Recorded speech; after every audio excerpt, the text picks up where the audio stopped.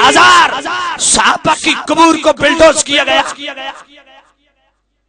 آج بھی میرے پاس سعودیہ کے اس بدبخت، اس ملعون جسے تم مفتی مکہ کہتے ہو، عربی میں فتویٰ موجود ہے، اور اس پہ کسی کو خارش نہیں ہونی چاہیے کہ مکہ کے امام کو ملعون کا ہے۔ میں جب جیل میں تھا نا، میری ضمانت نہیں ہوتی تھی، جب میرے مخالف کو پتہ چلا کہ اس کی ضمانت کنفرم ہے آج، تو میری سی ڈی پیش کر دی، یہ دیکھو امام کعبہ کو یہ کافر کہتا ہے۔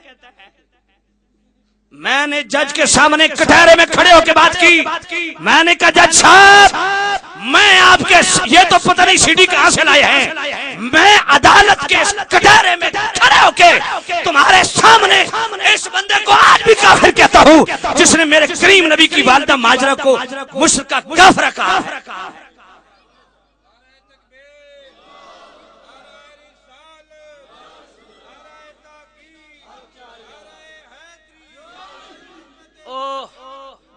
وہ جج بڑا سیانا سی، اس آخیا اس سی ڈی کو لے جائیں، اس کیس کا کوئی تعلق نہیں۔ میں آخا بڑا سیانا نہیں، میں نے کہا ابھی سی ڈی پلیئر منگوائی، ابھی منگوائیے دیکھیے میں نے کیا کہا۔ اور آج بھی میں ڈنکے کی چوٹ پہ کہتا ہوں جو ان کے تلوے چاٹنے والے ہیں، مجھے بتائیے مصطفیٰ کریم کی والدہ ماجدہ کے متعلق، نعوذ باللہ من ذالک، استغفر اللہ ثم استغفر اللہ، یہ سعودیہ کا مفتی فتویٰ دے رہا ہے کہ یہ مشرکہ کافرہ کی قبر ہے، اس کو بلڈوز کرنا،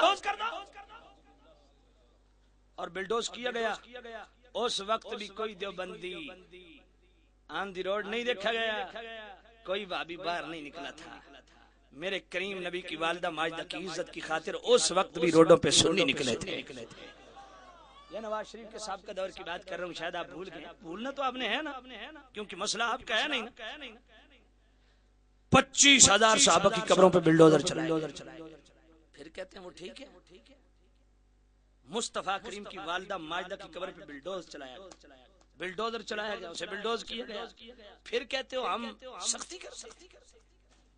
چلو میں سختی نہیں کرتا، تم ہی جواب دو، سبھی ماشاءاللہ ایماندار بیٹھے ہو، بڑے جاندیدہ چہرے مجھے نظر آ رہے ہیں، بڑے بیداری کے ماحول میں آپ رہتے ہیں، آپ ہی مجھے بتا دیں کہ مصطفیٰ کریم کی والدہ ماجدہ کے متعلق یہ فتویٰ، ہاں کسی کو مسئلہ عربی میں فتویٰ میرے پاس موجود، میں پیش کرتا ہوں۔ حضور کی والدہ ماجدہ کی مطلب کافرہ مشرکہ کی قبر ہے، اس کو بلڈوز کر دو، اور بلڈوز کیا گیا۔ میں نے کہا تم نے حضور کا فرمان نہیں پڑھا، میرے نبی کی عزت کا خیال نہیں، اور سعودیہ کے ایک بد مذہب مفتی کا خیال ہے۔ اس پہ کوئی اعتراض کرے جی وہ اگر جھوٹے ہوتے تو اللہ نے اپنے گھر میں کیوں گھسنے دیا۔ میں نے کہا یہ اللہ کا گھر آج تو نہیں بنا، ان اول بیت وضع للناس، یہ تو آدم علیہ السلام بھی دنیا پہ تشریف ابھی نہیں لائے تھے، اس وقت بھی موجود تھا۔ بنائے کعبہ کے بعد میں آپ دیکھیں 7 مرتبہ جو اس کی جناب والا چینجنگ ہوتی رہی ہے، تو اس وقت بھی یہ کعبہ تھا۔ میں آپ سے پوچھنا چاہتا ہوں جس وقت کعبۃ اللہ کے اندر 360 بت تھے، کیا اس وقت بھی حرمت و عزت کے حوالے سے اللہ کا گھر تھا یا نہیں تھا؟ بولو، تو کیا 360 بت سچے تھے کہ اللہ نے اپنے گھر میں گھسنے دیا؟ 600 سال تک کعبۃ اللہ کا متولی کون رہا ہے؟ مشرک و کافر، ننگے طواف کرنے والے۔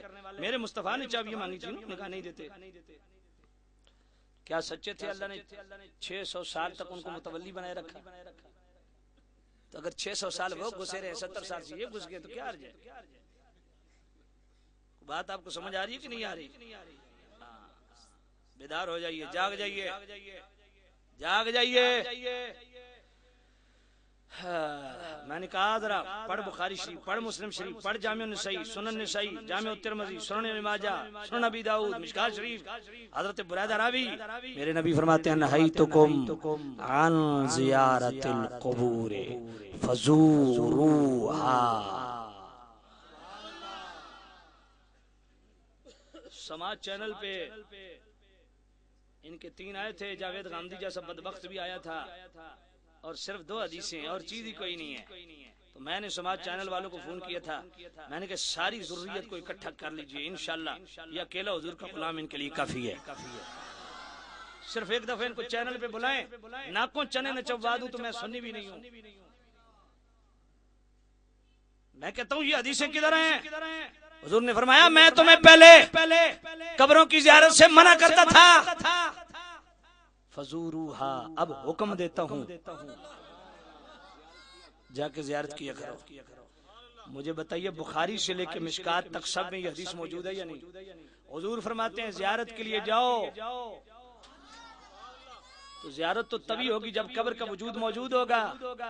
زیارت تو تبھی ہوگی جب مزار کے جناب والا نشان موجود ہوگا. بات آپ سمجھے نہیں؟ پہلی بات تو یہ ثابت ہو گئی کہ گھر سے زیارت کی نیت سے نکلنا یہ میرے نبی کی اجازت ہے. پھر قبروں کا وجود رکھنا باقی یہ بھی ضروری ہے کیونکہ زیارت تبھی ہوگی جب قبر ہوگی. پھر سنن نسائی صفحہ 222 سیاستہ سے پڑھ رہا ہوں. حضرت عائشہ صدیقہ رضی اللہ تعالیٰ عنہا راوی ہے میرے کریم نبی رات کی تنہائی میں اٹھے جنت البقیع میں گئے دعائے مغفرت کی واپس پلٹے. حضرت عائشہ صدیقہ کو فرمایا عائشہ پتہ ہے تمہیں میں رات کی تنہائی میں اٹھ کے کیوں گیا؟ فَأَمَرَنِي أَنْ آتِيَ الْبَقِيعَ فَأَسْتَغْفِرُ لَهُمْ. فرمایا مجھے اللہ نے حکم دیا ہے کہ میں جنت البقیع میں آؤں اور اپنے غلاموں کے لیے دعائے مغفرت کروں. سنن نسائی کے صفحہ 222 کی حدیث سے پتہ چلا کہ گھر سے قبروں کی طرف سفر کر کے جانا میرے نبی کی سنت. ان کے لیے جا کے دعائے مغفرت کرنا میرے نبی کی سنت. یقیناً دعا کا مرنے والے کو فائدہ ہو رہا ہے تبھی میرے نبی عمل کر رہے ہیں وگرنہ ابس بے فائدہ عمل کبھی بھی نبی نہیں کرتا.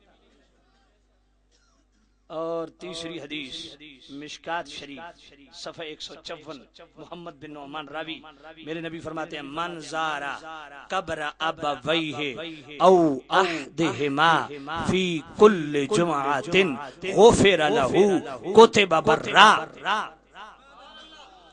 فرمایا جو توجہ کرنا جو اولاد منظار صرف زیارت کر قبر ابویہ اپنے والدین کی قبر کی او احدہما یا دونوں میں سے ایک کی فی کل جمعہ ہر جمعے کو. کیا مسئلہ ہے جی؟ کوئی مسئلہ تو نہیں ہے؟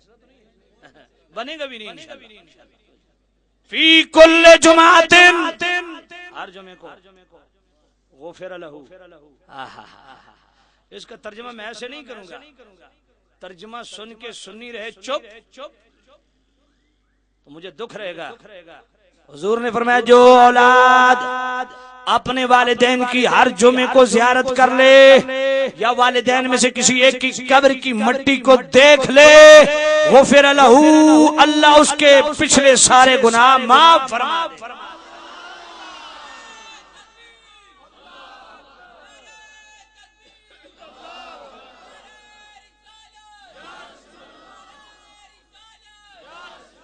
کتب برا اللہ اسے ابرار میں لکھ دیتا ہے. اور ابرار کسے کہتے ہیں؟ اللہ کا قرآن پڑھیے. کفر عنا سیئاتنا وتوفنا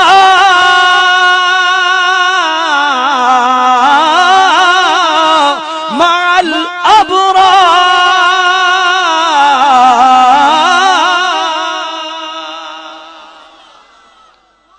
جب اللہ کے ولیوں کا آخری وقت آتا ہے وہ دعا کرتے ہیں میرا اللہ ہمارا حشر ابرار کے ساتھ کرنا.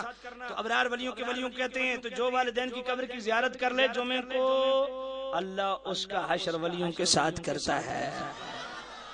ایک جگہ میں نے یہ حدیث پڑھی تو ایک بندہ مجھے کہنے لگا یہ حدیث نہیں پڑھنی چاہیے. میں نے کہا کیوں؟ کہا جی پچھلے گناہ معاف ہو جاتے ہیں. میں نے کہا جی. کہا جی لوگ نمازیں چھوڑ دے سن اکثر بھائی صرف جمعے نو قبر دی زیارت کر لو بس کام بن گیا نماز پڑھن دی لوڑ ہی کوئی نہیں. میں کہ جڑی اندر بے ایمانی او کڈ. اصل مسئلہ یہ نہیں اصل مسئلہ ہو رہے میں کہ جڑا اندر گندے او کڈ بند دے پیچھے ایک لفظ ملا کے نو پورا ہو گیا سی. سمجھ کوئی نہیں ہے. گند بر وزنے پیچھے ایک لفظ ملا کے نو پورا ہو گیا سی. توجہ فرماؤ.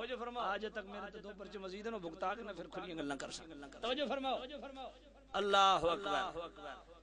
تو میرے کریم نبی کے غلاموں مجھے بتائیے میں نے مصطفیٰ کریم کی حدیث پڑھی ہے اور ایک نہیں 3 حدیثیں پڑھی ہیں. حوالہ دیا نوٹ فرمائیے. اب مجھے بتائیے عقیدہ کس کا سچا ہے؟ بولو بولو بولو بولو. عقیدہ کس کا سچا ہے؟ عقیدہ کس کا سچا ہے؟ تو میں کیا عرض کر رہا تھا کوئی یاد ہے؟ کہا جی یہ حدیث نہ پیش کیجئے لوگ نمازیں پڑھنا چھوڑ دیں گے.